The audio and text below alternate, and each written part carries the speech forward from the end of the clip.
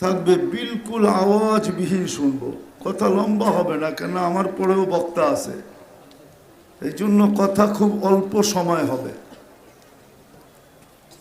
প্রশ্ন মনে করতে পারেন, কথা বলার ভঙ্গিও মনে করতে পারেন। আজকে মুসলমান হিসাবে আমি এটা স্বীকার করব যে নামাজ কম বেশি আমরা সবাই পড়ি, ঠিক না? কেউ হয়তো 5 ওয়াক্ত পড়ে, কেউ হয়তো 3 ওয়াক্ত পড়ে, কেউ হয়তো 2 ওয়াক্ত পড়ে, কেউ হয়তো 1 ওয়াক্ত পড়ে। আর জুমার দিন তো মুসলমান হিসাবে পড়েই পড়ে। যদি তাও না পড়ে, কমসে কম রমজান ঈদের নামাজ তো অবশ্যই পড়ে, ঠিক না? সত্য তো? প্রত্যেক রাকাতে কিন্তু আমরা আল্লাহর কাছে একটা আবেদন রাখি যে আল্লাহ আমাদেরকে ইহুদি নাসারার হাত থেকে বাঁচান। গায়রিল মাগদুবি আলাইহিম ওয়ালাদ-দাল্লিন, এটার অর্থ এটাই, সারমর্ম এটাই যে ইহুদি নাসারার হাত থেকে আমাদেরকে বাঁচান। যারা 5 ওয়াক্ত নামাজ পড়ে ওরা ডেলি 32 বার বলে, কেননা ফরজ 17 রাকাত, বেতের 3 রাকাত 20 রাকাত, সুন্নতে মুআক্কাদা অবশ্যই পড়ে 12 রাকাত, টোটাল হলো 32 রাকাত। এই 32 রাকাতে কিন্তু আমরা আল্লাহর কাছে একটা অনুরোধ রাখি, একটা আবেদন রাখি, দরখাস্ত রাখি যে আমাদেরকে ইহুদি নাসারার হাত থেকে বাঁচান। কিন্তু যদি আজকের প্রেক্ষাপট দেখি, তাইলে এই 2 জাতি অথবা এদের দোসরদের হাতে সারা দুনিয়ার মানুষ সবচেয়ে বেশি নির্যাতিত। কারণটা কি? কেন? আমরা তো ডেলি 32 বার আল্লাহকে বলি আমাদেরকে বাঁচান, কিন্তু আমাদের ডাকে সাড়া মিলে না। তো মিলে না কেন? মনে হয় আমি প্রশ্নটা বুঝাইতে পারি না। খুব ধ্যান দিয়ে শুনতে হবে, তাইলে বুঝে আসবে, নাইলে বুঝে আসবে না, নাইলে শুধু আমরা চিল্লাইতে থাকবো। যেমন আজকে আমরা চিৎকার দিতেছি, সারা দুনিয়ায় মুসলমান আজকে নির্যাতিত কেন? আবেদন তো আমরা ডেলি আল্লাহর কাছে করি। সংখ্যায় কি আমরা কম নাকি? 200 কোটি মুসলমান দুনিয়াতে। অর্থ সম্পদ যদি বলেন, তাহলে দুনিয়ার 70% সম্পদ মুসলমানদের পায়ের নিচে। সবচেয়ে বড় যেটা সম্পদ, যেটাকে বলা হয় লিকুইড গোল্ড, তরল সোনা, তেল, এটা 70% মুসলমানদের কাছে। দুনিয়ার গ্যাস 70% মুসলমানদের কাছে। দুনিয়ার সবচেয়ে বড় টাকা মুসলমানের কাছে। কুয়েতের টাকার চেয়ে বড় কোনো টাকা দুনিয়াতে নাই। 1 দিনার দিলে $5 পাওয়া যায়, $5। 100 দিলে 500, 1000 দিলে 5000, 1 লাখ দিলে 5 লাখ, 1 কোটি দিলে 5 কোটি পাওয়া যায়। দুনিয়ার সবচেয়ে বড় টাকা মুসলমানের কাছে। দুনিয়ার সবচেয়ে বেশি প্রসাধনী ব্যবহার করে মুসলমান, সবচেয়ে বেশি কাপড় ব্যবহার করে মুসলমান। ওরা তো কাপড়ই পরে না, আবার বেশি পরবো কোত্থেকে? ঠিক না? দুনিয়ার সবচেয়ে দামি ব্র্যান্ড ব্যবহার করে মুসলমান। মুসলমানের চেয়ে দামি ব্র্যান্ড কেউ ব্যবহার করে না। সবচেয়ে দামি দামি ব্র্যান্ড মুসলমান ব্যবহার করে। তারপরও আমরা নির্যাতিত কেন? এটাই বুঝার বিষয়। আমার পরেও বক্তা আছে, আমার আগেও ছিল। আমি অল্প সময়ের ভিতরে এটা বুঝাইতে চেষ্টা করব যে আমরা আজকে নির্যাতিত কেন, অথচ আল্লাহর কাছে সবচেয়ে প্রিয় আমরা। মুসলমানের চেয়ে আল্লাহর কাছে প্রিয় কেউ নাই, আছে নাকি? ওলামা বলো, মুসলমানের চেয়ে তো প্রিয় আল্লাহর কাছে কেউ নাই। কিন্তু আপনি হয়তো প্রশ্ন উঠাবেন যে মুসলমান তো আজ থেকে না, ইব্রাহিম আলাইহিস সালামের জমানা থেকে মুসলমান। হুয়া সাম্মাকুমুল মুসলিমিন। তাইলে আমি আরেকটা শব্দ চেঞ্জ করতেছি, উম্মতে মুহাম্মদীর চেয়ে তো আল্লাহর কাছে প্রিয় আর কেউ নাই। যদি প্রিয় থাকতো তাহলে আমাদেরকে আল্লাহ কুদরতি হাতে কেন নির্বাচিত করতেন? মানুষ জমিনে নির্বাচিত হয়, আমরা তো আরশে নির্বাচিত। মানুষ মানুষের মাধ্যমে নির্বাচিত হয়, আমরা তো আল্লাহর কুদরতি হাতে উম্মতে মুহাম্মদী হিসাবে নির্বাচিত।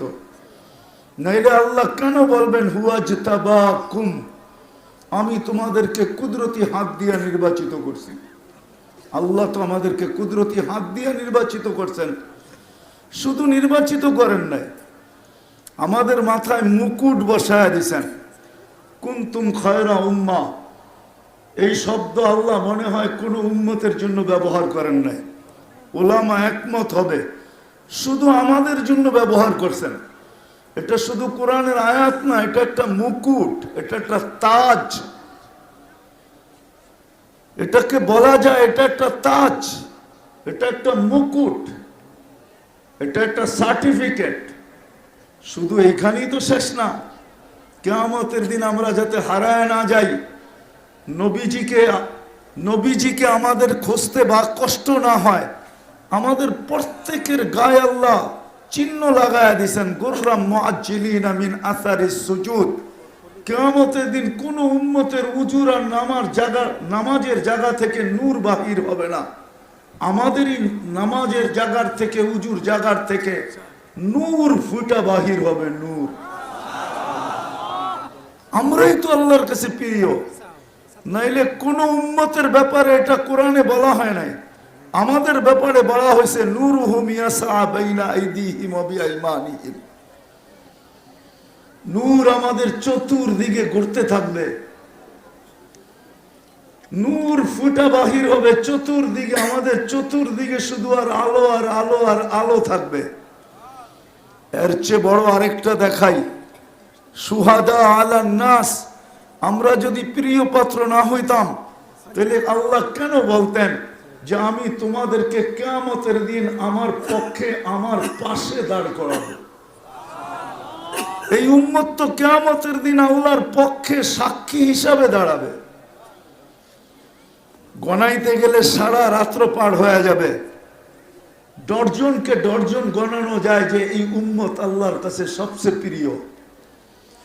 কিন্তু আজকে প্রেক্ষাপট যদি দেখি, তাইলে আমরা এত নির্যাতিত কেন? কি কারণে? কেন মুসলমান এত নির্যাতিত? বিজাতিদের পাঞ্জা সমস্ত মুসলমান রাষ্ট্রগুলোর উপরে কেন? আমাদের মুসলমানের উপরে কেন? এরকম একটা দেশ তো দেখাইতে পারবে না মুসলমান যে পশ্চিমাদের পাঞ্জা এদের উপরে না আছে। কারণটা কি?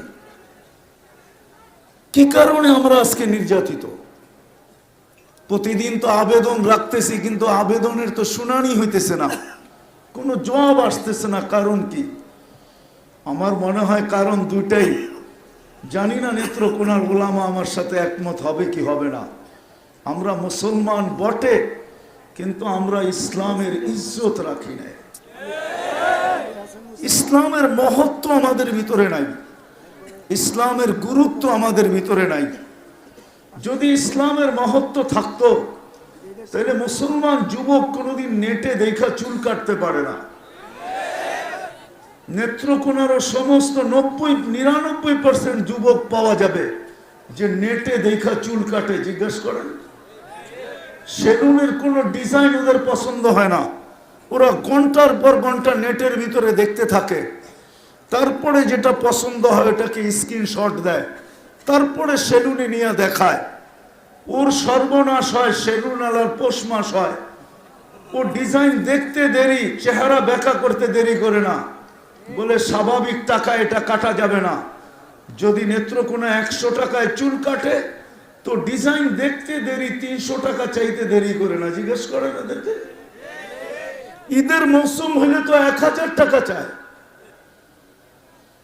99 ভাগ যুবক যদি ইসলামের ইজ্জত রাখতো তাহলে ইসলামে তো চুল কাটার ডিজাইন কি ডিজাইন হবে এটা তো কোরআনে বলা আছে, মুহাল্লিকিনা রুসাকুম আও মুকাসসিরিন, অথবা নবীর আদর্শ মতো চুল কাটতো।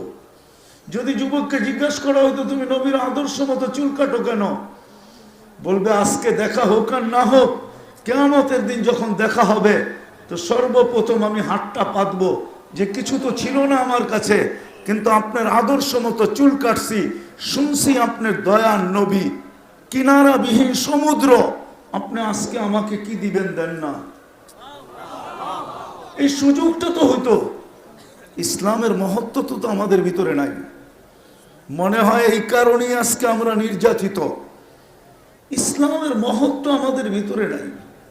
নুজিয়াত মিনহা হাইবাতুল ইসলাম, হাদিসে একটা শব্দ আছে, একদিন তোমাদের ভিতরে ইসলামের মহত্ব থাকবে না, গুরুত্ব থাকবে না, বরত্ব থাকবে না, কিন্তু হ্যাঁ একদিন বুঝে আসবে বটে,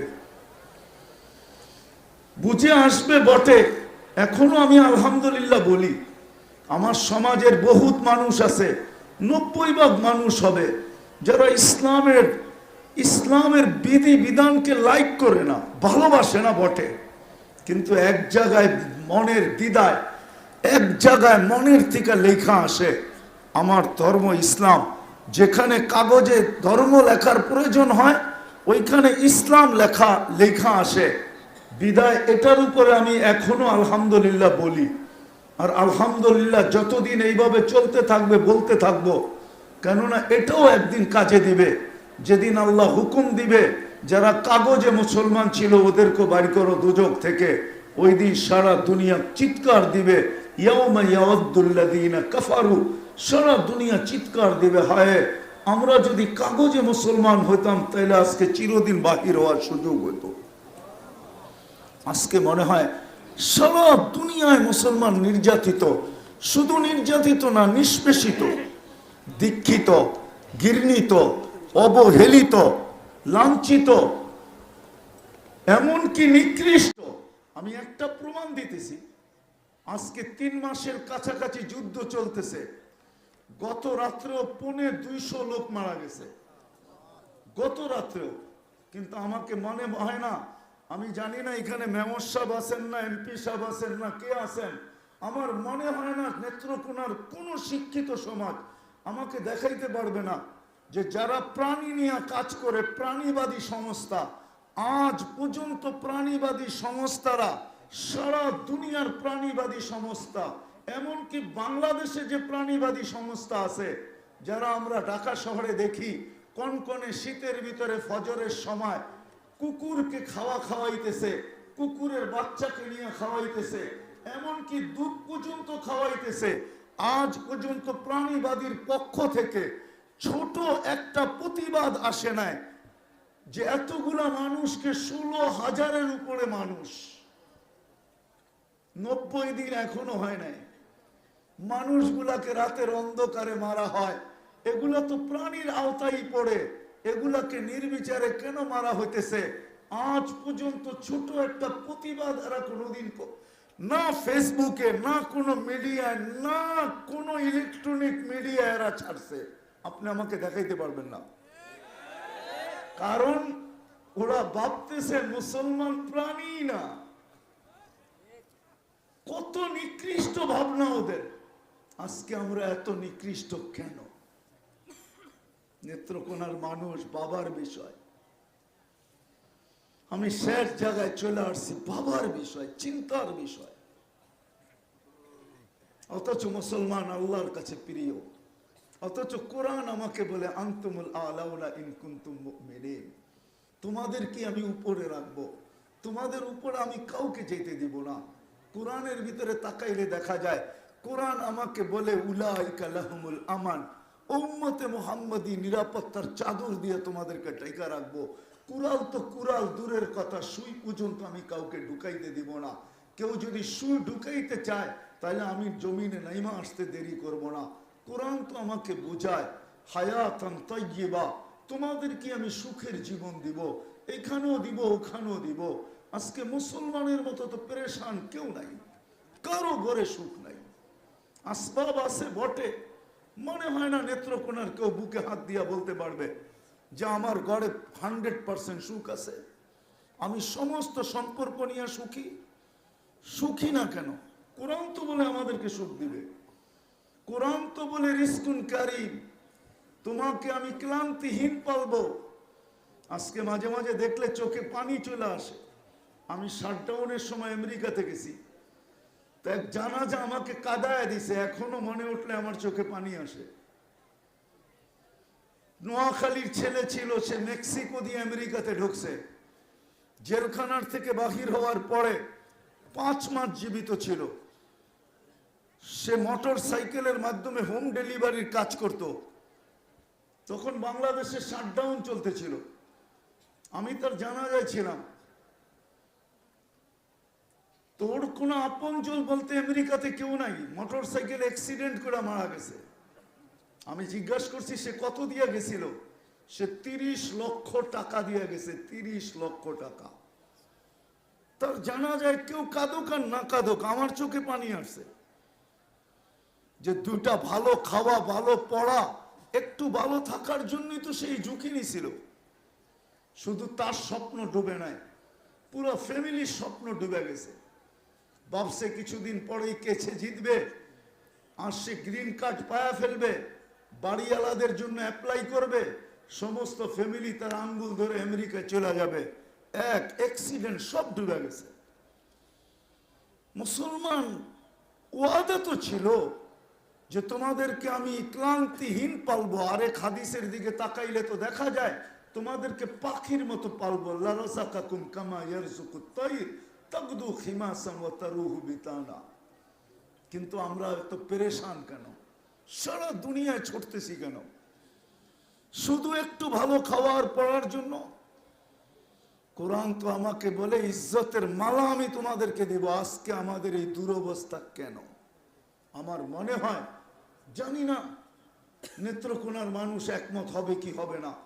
প্রথম কারণ, ইসলামের ইজ্জত আমরা রাখি না। ইসলামের মহত্ব আমাদের ভিতরে নাই, গুরুত্ব আমাদের ভিতরে নাই, ইসলামের বড়ত্ব আমাদের ভিতরে নাই। ইসলাম আমরা গৌরবময় মনে করি না, গৌরব মনে করি না। ইসলামটাকে একটা গৌরবের বিষয় মনে করি না। যদি বিষয় মনে করতো তাহলে আমার সমাজের 90% মানুষ, 99% মানুষ বিজাতির এশকে আসক্ত কেন? ইহুদি নাসারার আদর্শে আসক্ত কেন? এরা ভাবতেছে ইহুদি নাসারার আদর্শে যদি আদর্শবান। আমি তো আমেরিকাতেও 14 তারিখ দেখছি, বাংলাদেশেও 14 তারিখ দেখি। আমার মনে হয় 14 তারিখ ফেব্রুয়ারির 14 তারিখে নেত্রকোনা শহর মনে হয় মাটিতে থাকে না, উপরে উঠে যায়। আপনারা বোঝেন না, যুবকরা বুঝছে যা বুঝার, হুজুরে কোত্থেকে বুঝবে, ঠিক না? ফুলের ক্রাইসিস হয়ে যায়। বাংলাদেশে ফুল ইনপুট হয় 14 তারিখের জন্য, কিন্তু আমেরিকাতে তো 14 তারিখ দেখলাম। এত ফুলের সময় এরকম ফুল নিয়ে কাড়াকাড়ি তো দেখলাম না। দেখা হইলে হয়তো গালের সাথে গাল লাগাইলো, ঠোঁটের সাথে ঠোঁট লাগায় না, গালের সাথে গাছ লাগায়। আর ইংলিশে এতটুকু বলে, ইউ আর মাই হানি, তুই আমার মধু, এতটুকুই বলে। কিন্তু যুবকরা তো 14 তারিখে কি করে জিজ্ঞেস করেন নেত্রকোনায়? শুধু যুবক, যুবতীরাও এরকমই। আজকে আমরা বিজাতির আদর্শে আদর্শবান হয়েছি। ইসলামের মহত্ব আমাদের ভিতরে নাই, গুরুত্ব আমাদের ভিতরে নাই, যার কারণে মনে হয় আমরা আজকে নির্যাতিত। দ্বিতীয় হলো আল্লাহর ইজ্জত আমরা রাখি নাই। আল্লাহর ইজ্জত আমরা রাখি নাই। যদি আল্লাহর ইজ্জত রাখতাম, আল্লাহর ইজ্জত যদি আমরা রাখতাম, তাহলে মনে হয় না মুসলমানকে ডেলি, এতদিন আমরা ডেলি প্রতিদিন 32 বার আবেদন করি, আর আজ পর্যন্ত আবেদনে সাড়া পাই নাই। এটা কোনোদিন হইতে পারে না। মনে হয় ইব্রাহিম ইবনে আদম রহমতুল্লাহ আলাইহির কথাই সত্য হতে চললো যে মাতা কুলুবুকুম, তোমাদের দিল মুড়া গেছে। মনে হয় হাদিসের ওই শব্দই এখন সত্য, সাকাতাত মিন আইনিল্লাহ। আমরা মনে হয় আল্লাহর চোখ থেকে দূরে সরে গেছি। রহমত থেকে দূরে সরে গেছি। মনে হয় এই দুইটা কারণ, আরো দুইটা আছে। আমরা রাসূলুল্লাহ সাল্লাল্লাহু আলাইহি ওয়াসাল্লাম মওলানা চলে আসছে, আর লম্বা করতে চাইতেছি না। আল্লাহর রসুলের আদর্শকে আমরা আদর্শ হিসাবে গ্রহণ করি নাই। আল্লাহর রসুলের আদর্শ, যদিও কোরআন বলতেছিল লাকাদ কানা লাকুম ফি রাসূলিল্লাহি উসওয়াতুন হাসানা, আল্লাহর রসুলের আদর্শকে আমরা আদর্শ মানতে রাজি না। লাইফ স্টাইলকে লাইফ স্টাইল মানতে রাজি না। আল্লাহর রসুলে আমরা আদর্শে আদর্শবান না। আল্লাহর রসুলের ইজ্জত আমরা রাখি নাই, যার কারণেই মনে হয় দ্বিতীয় হাদিসও সত্য হতে চলছে। কোন এক পর্বে আল্লাহ রসুল বলছিলেন, হুম বুরাআউ মিন্নি ওয়া আনা বারিগুম মিনহুম, একদিন আসবে আমার উম্মত আমার আদর্শের ধার ধারবে না, তখন আমিও এদের ধার ধারবো না, আমিও এদের দিকে তাকাবো না। আমার মনে হয় রওজায় আজকে এই চিৎকারই হইতেছে। হায়াতুন নবী বিদায় মনে হয় এই চিৎকারই দিতেছেন যে মা বি উম্মতি, আমার উম্মতের কি হইল, কেন এরা আমার আদর্শকে ছেড়ে দিল। বিদায় কথা শেষ জায়গায় চলে আসছি। আসেন আসেন, যদি আবার ওই পুরানো রত্ন, হারানো রত্ন যদি ফিরা পাইতে চাই, তাইলে আমাদেরকে আবার ইউটার্ন নিতে হবে, এছাড়া কাজ হবে না। নাইলে আমরা চিল্লাইতেই থাকবো, চিৎকার দিতেই থাকবো, কোনো কাজ হবে না। কোরআনের ওই কথাকে স্মরণ করে আমাদেরকে ইউটার্ন নিতে হবে, ইউটার্ন নিতে হবে আমাদেরকে। লিউযীকাহুম বাদাল্লাযী আমিলু লাআল্লাহুম ইয়ারজিউন, আল্লাহ বলে আমার দিকে ফিরে আসো। ফাফিরু ইলাল্লাহ, হাদিসে কুদসিও বলে কাউকে আল্লাহ রহমত থেকে বঞ্চিত করছেন বা করেন না আমার এটার বিষয় না, কিন্তু এই উম্মতকে আল্লাহ রহমত থেকে বঞ্চিত করবেন না যতক্ষণ পর্যন্ত রূহ কণ্ঠ নালীকে অতিক্রম না করে। এই জন্যই হাদিসে কুদসির ভিতরে আল্লাহ বলেন, লা আকনুতুহুম মির রাহমাতি ফাইন তাবু ফাআনা হাবিবুহুম, ইউটার্ন করতে দেরি আমি বন্ধু হিসাবে দাঁড়াইতে দেরি, বুকে নিতে দেরি করব না।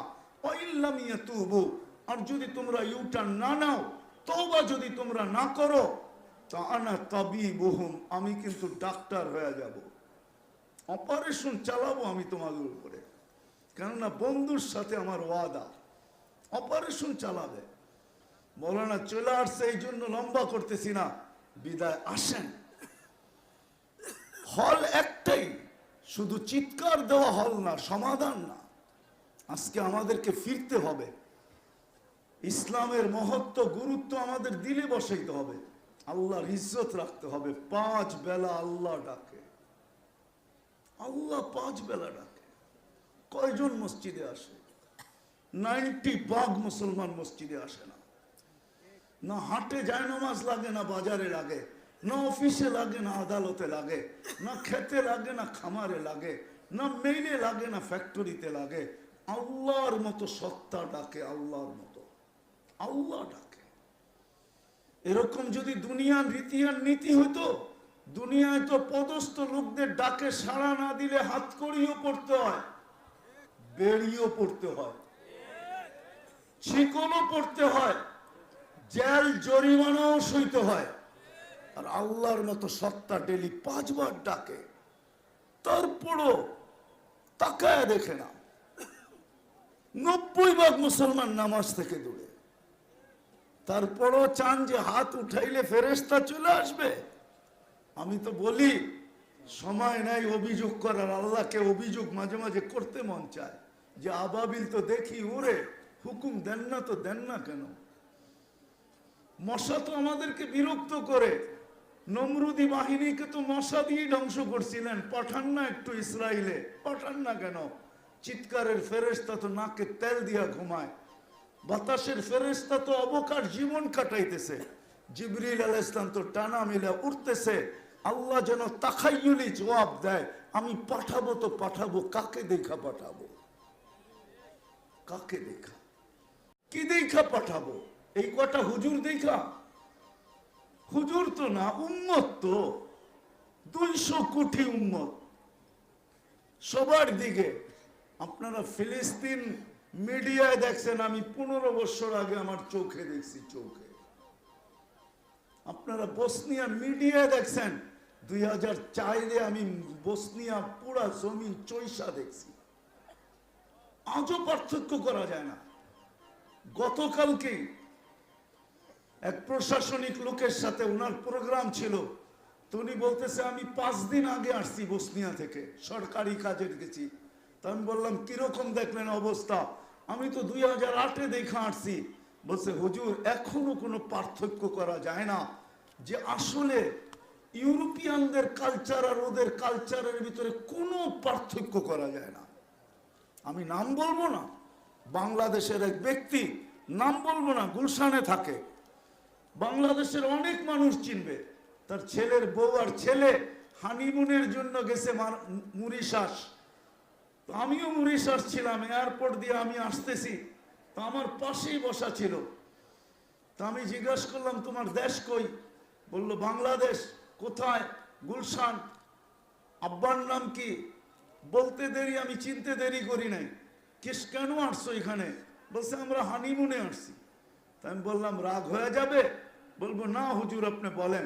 আমি বললাম তোমাদেরকে দেখা তো চিনার কোনো রাস্তাই নাই, যে তুমি মুসলমান না অন্য কেউ, না তোমার পোশাক না তোমার স্ত্রীর পোশাক। আল্লাহ কাকে দেখে সাহায্য পাঠাবে? বিদায় কথা শেষ। মৌলানা বসা আছে, আসেন আমরা ইউটার্ন নেই, আসেন আমরা তওবা করি। সর্বপ্রথম যেটা করণীয় ওটা আজকে তওবা করি। আল্লাহ কিন্তু এখন প্রথম আকাশে, সারাদিন অপেক্ষা করছে এই উম্মতকে আল্লাহর হাতে হাত দিয়ে তওবা করে কি করে না। ইয়াবসুতু ইয়াদাহু নাহারান হাত্তা ইয়াতুবা মাসরি আল-লাইল। রাত্রেরও 3 ভাগের 1 ভাগ পর্যন্ত অপেক্ষা করছেন। এখন যখন 3 ভাগের 1 ভাগ অতিবাহিত হয়ে গেছে, আমার মনে হয় বন্ধুর দিকে চায়া প্রথম আকাশে চলে আসছে, যে দেখি ডাইকা ডাইকা কিছু পাওয়া যায় কিনা। আল্লাহ এখন ডাকতেছেন হালমি মুস্তাগফির ফাগফির আলা। চলেন এই জনসমুদ্রের ভিতর থেকে আজকে আমরা তওবা করি হাত উঠায়া, যে আল্লাহ অতীত থেকে তওবা করলাম, আজকের থেকে আপনার ইজ্জত রাখবো, ইসলামের ইজ্জত রাখবো, নবীর ইজ্জত রাখবো, নবীর আদর্শের ইজ্জত রাখবো।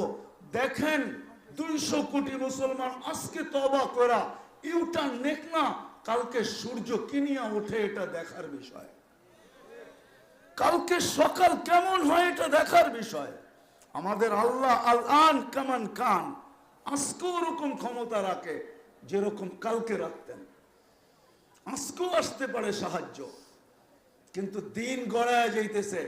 3 মাসের মতো হইতে চললো, এখনো বড় সাইনবোর্ড, এটা বলেই শেষ করতেছি, এখনো বড় সাইনবোর্ড আমি 15 বছর আগে দেখা আসছি, যেটার উপরে হিব্রু ভাষায় লেখা আছে, আরবিতে লেখা আছে, ইংলিশে লেখা আছে, ইস্তাকবিলু রাসূল আল আমান ইয়া আহলাদ দুনিয়া।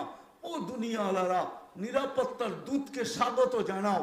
ইহুদিরা দাজ্জালকে নিরাপত্তার দূত বলে, মাসিহা বলে, ওরা সারা দুনিয়াকে ডাকতেছে তোমরা দাজ্জালের পায়ের নিচে আসো, সারা দুনিয়ায় নিরাপত্তা চলে আসবে। ওই সাইনবোর্ড তো আমি 15 বছর আগে দেখা আসছি, এখনো ওই সাইনবোর্ড টানানো আছে। কেননা 75 বছরের মিশন ওদের, এই জন্য যে যদি ওরা হারাইতে পারে বাইতুল মুকাদ্দাসকে ভাঙবে আর ওইখানেই দাজ্জালের জন্য মন্দির বানাবে। আমরা তো শুধু প্রতিবাদে লেগে আছি, ঠিক না? রাগ হয়ে যাবে এই মজমা বললে, প্রতিবাদ তো ডেলি হইতেছে, কিন্তু এখানে একজনও পাওয়া যাবে না। যেই দিন থেকে যুদ্ধ শুরু ওই দিন থেকে আজ পর্যন্ত ডেলি 2 রাকাত সালাতুল হাজাত ফিলিস্তিনের জন্য পড়ছে।